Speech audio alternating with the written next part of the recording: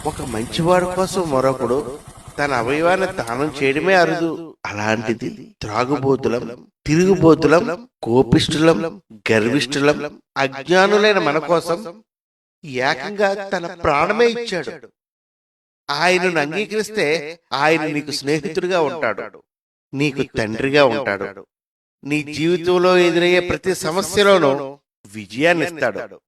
ఇంత విన్నా యేసు నాకు వద్దు అని నువ్వు దూరంగా వెళ్ళిపోవాలనుకుంటే ఒక్క విషయం గుర్తుపెట్టుకో. నువ్వు ఎంత దూరం వెళ్ళిపోవాలనుకుంటే ఆయన ప్రేమ నీకు అంత సమీపంగా వస్తుంది. గుర్తు తెచ్చుకో, ఎన్నోసార్లు నిన్ను ప్రమాదం నుంచి కాపాడాడు, మరెన్నోసార్లు నీకు కలగబోయే నష్టం నుండి నిన్ను కాపాడబోతున్నాడు. నువ్వు వద్దు అనుకున్నా, చేదరించుకున్నా నిన్ను నరకము నుండి కాపాడడానికి నిన్ను వెంబడిస్తూనే ఉంటాడు. ఆయన గురించి నీకు తెలియచేస్తూనే ఉంటాడు.